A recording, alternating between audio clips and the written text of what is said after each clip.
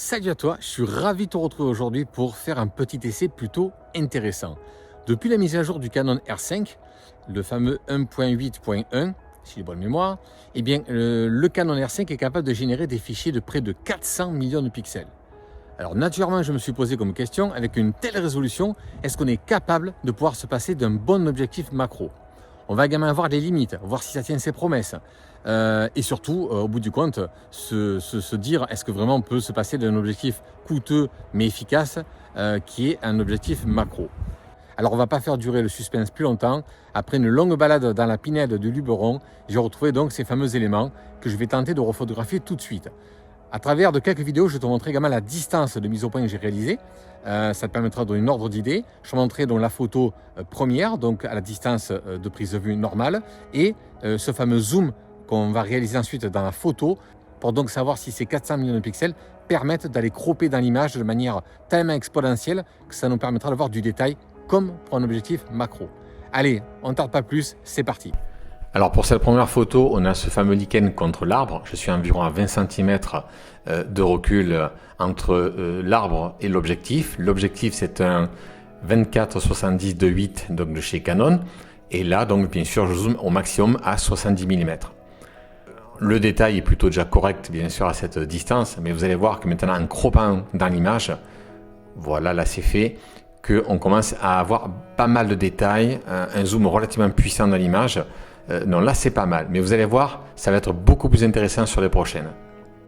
Pour celle-ci, j'ai récupéré cette fleur que j'ai déposée donc sur un tronc d'arbre. Donc voici la première photo et voilà ce que ça donne là lorsqu'on va zoomer donc dans l'image. On arrive à voir les pistils, c'est assez impressionnant. Le pollen, là j'avoue que j'ai été très impressionné. La qualité de détail des pistils est réellement impressionnante. On a vraiment l'impression d'avoir eu affaire à un objectif macro. Franchement impressionné pour cet exemple. Donc ensuite j'ai pris ce pissenlit, donc pareil, une vingtaine de centimètres à peu près de la fleur. Et effectivement quand on croppe à nouveau dans l'image, ben regardez, c'est totalement impressionnant. On voit parfaitement bien le côté filandreux des graines, c'est assez impressionnant. Après j'ai soufflé un petit peu dessus pour qu'on puisse voir vraiment l'intérieur. Et vous allez voir qu'ensuite en zoomant, c'est impressionnant. On voit vraiment du détail.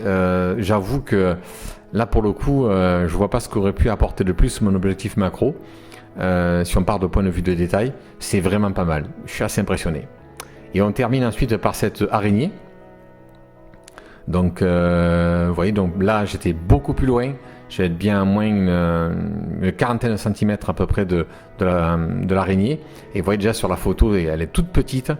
Et là, quand on croppe dans l'image, bong, vous voyez, c'est assez impressionnant. Il y a du détail, la photo est nette.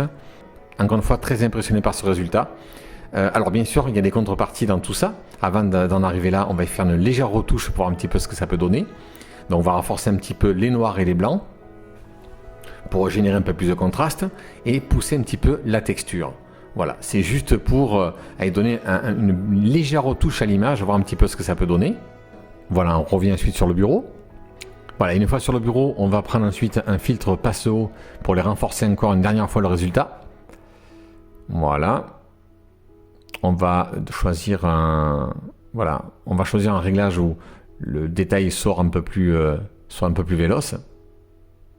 Après, c'est à vous de voir en termes de réglage. On fait un petit OK. On va ensuite changer le mode de fusion. On va le mettre donc en lumière tamisée. Voilà. Et ça permet de vraiment faire ressortir du détail dans l'image. Vous voyez le avant-après. Même peut-être un peu trop. On va un petit peu le réduire même. On va descendre ce calque d'opacité à une trentaine de pourcents, à 37-38%. Voilà. Franchement, non, le résultat est assez impressionnant. Regardez encore une fois ce pistil, moi, il m'a bluffé. Non, vraiment une macro, on va dire artificielle, si je puis dire, plutôt assez impressionnante.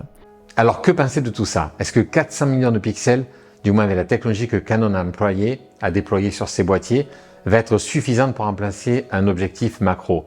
La réponse est tout simplement un grand non, tout simplement. Là, je vous ai montré effectivement des résultats, mais des résultats très précis. Je m'explique. Le meilleur ami de ce fameux 400 millions de pixels, ça va être ce fameux trépied, du moins trépied. Pourquoi? Parce qu'en réalité, il est impossible de pouvoir faire de la macro avec ces fameux 400 millions de pixels à main levée, tout simplement. Donc ça va être un premier problème. Il va falloir obligatoirement employer donc un trépied. Deuxième problème, et celui-là il est vraiment de taille. Si vous avez remarqué une petite chose, le dénominateur commun de toutes ces photos que j'ai pu prendre, c'était des objets absolument fixes. La fleur était posée, fixe, pas de vent. L'araignée, j'ai eu de la chance, elle n'a pas bougé, donc c'était parfait. Donc tous les éléments que j'ai pu prendre en photo étaient fixes. Si par le moindre hasard, l'élément bouge ne serait-ce que quelques millimètres, la photo sera complètement foirée. J'ai pu essayer, notamment sur des fourmis en mouvement, c'est mort. Quelques centimètres ou quelques millimètres, je dirais, de bouger, et c'est mort, ça ne marchera pas. Même le vent dans les feuilles bougent un petit peu, boum, c'est flou. En réalité, il faut seulement que votre objet soit parfaitement immobile et ensuite un trépied pour pouvoir assurer le plan. Donc, rien que pour ces éléments, je dirais ça ne pourrait pas remplacer un objectif macro. Rien que pour cela.